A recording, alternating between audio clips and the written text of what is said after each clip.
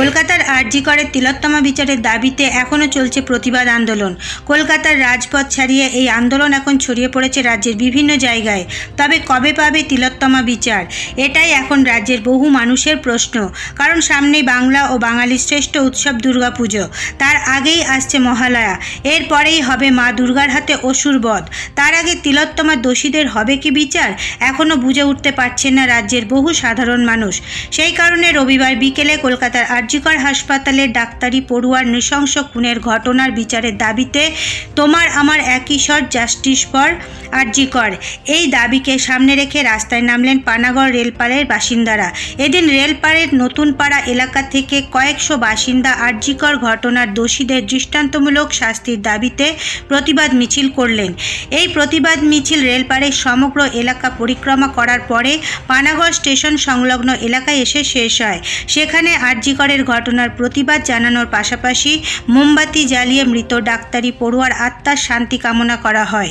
এই প্রতিবাদ মিছিল থেকে আরজি কর ঘটনার ইস্যুতে দোষীদের দৃষ্টান্তমূলক শাস্তির দাবি জানান অনেকে।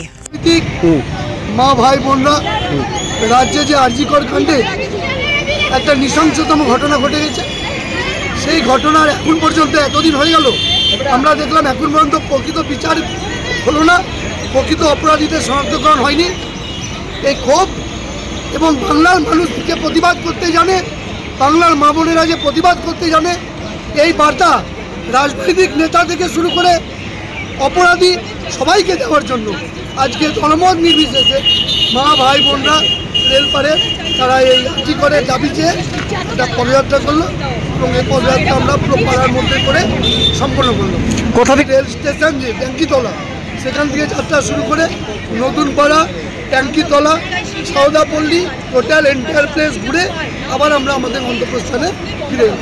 আজকে সবচেয়ে বড় কথা, ঘরের কাজকর্ম পেলে এখানে কোনো রাজনৈতিক ঝান্ডা নাই। মা বোনেরা এই যে প্রতিবাদে সামিল হয়েছে, এটা সংখ্যায় মানে বিচার করা যায় না।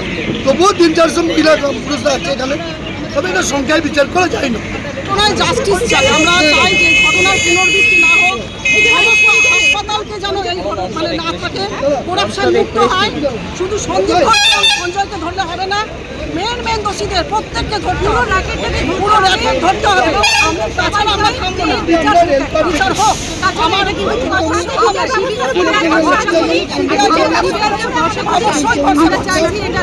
বিচার হবে। আমাদের মেয়ে, আমার নিজের দুটো মেয়ে ডাক্তার, আমি তো যখন দেখতে যাবো পারবো, ডাক্তার নয় যে কোনো পেশা আমরা আমাদের মেয়েটা সিকিউরিটি চাই, আমার সিকিউরিটি চাই এখানে। আমরা চাই তারা সুরক্ষিতভাবে তাদের কাজ করবে, মেয়েরা যেন নিশ্চিন্তভাবে থাকে, এই বিচারটা আমরা চাই। জায়গাকে সুরক্ষিত নয়, অনেক জায়গাতে আমাদের শান্তি ছেড়ে আমরা সত্যি ভীষণভাবে বাইরে বেড়াতে যাচ্ছি, বাইরে বার করতে দিচ্ছে, মা বাবারা চিন্তা করে মহিলাদের সুরক্ষা চাই, যুবতীরা